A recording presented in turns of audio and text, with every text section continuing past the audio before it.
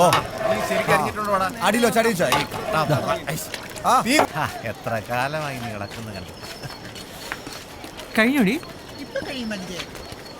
വേഗം ആവട്ടെ, അവിടെ തുടങ്ങാറായി.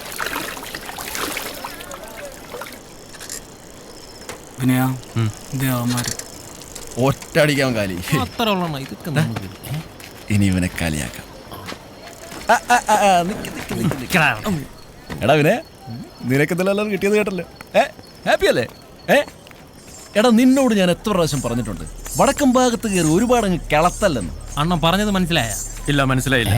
എന്നാ മനസ്സിലായില്ലെന്ന്. എന്നാ മനസ്സിലാക്കി തരാടാ. മനസ്സിലാക്കി തരാം. രാത്രി പെണ്ണിന്റെ വീട്ടിൽ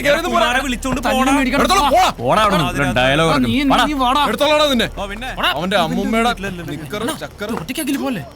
ഇന്നലെ വിനയനെ ശ്രീദേവിയുടെ മുറിന്ന് പിടിച്ചൂന്ന് നീ അറിഞ്ഞില്ലേ? അതിനെ ചൊല്ലിയുള്ള ബഹളം അവിടെ കേട്ടത്. എന്നിട്ട് ഭഗവാൻ ശരിക്കും കൊടുത്തുന്നാ കേട്ട്. നാലും ചെക്കന്റെ ഒരു ധൈര്യം പിടിച്ചേക്കണ പുളിങ്കൊമ്പിലാ. അതേ പറഞ്ഞുണ്ട്. വിനയ, നീ ആള് കൊള്ളാലടാ. ഞങ്ങൾക്ക് അടുത്തെങ്ങാനൊരു സദ്യ കിട്ടുവാ. നടക്കും നടക്കും, ഭഗവാനാണ് ആള്.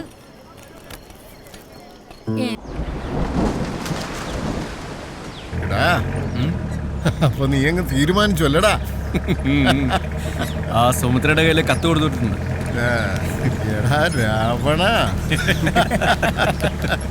ചാടി ഹനുമാൻ ഭഗവാന്റെ മതില് രാവണ കാണണം. നിന്റെ തീരുമാനം അങ്ങ് ബോധിച്ചടാ. പേര് പറയുന്നത് കണ്ടില്ലേ? പെയ്യട്ടെന്ന്. അതോട്ടെ ഇതിനൊരു വൈപ്പർ പിടിപ്പിക്കണ്ട. ഇനി അതിനും കൂടെ ഭഗവാനോട് കാശ് ചോദിക്കണം.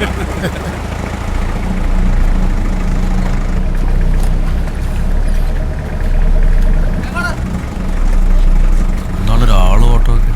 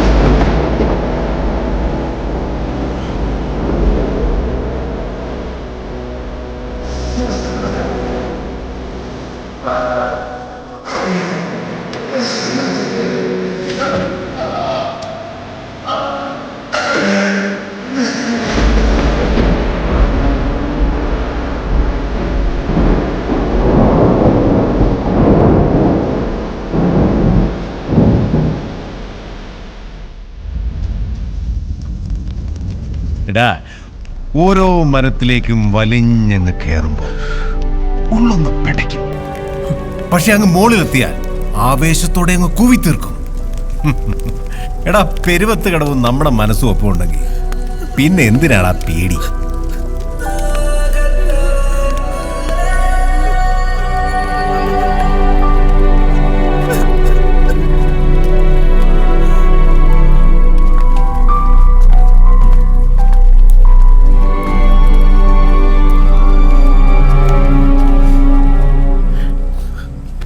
അവന് പറ്റാത്ത ഉയരവും അവൻ കീഴടക്കി.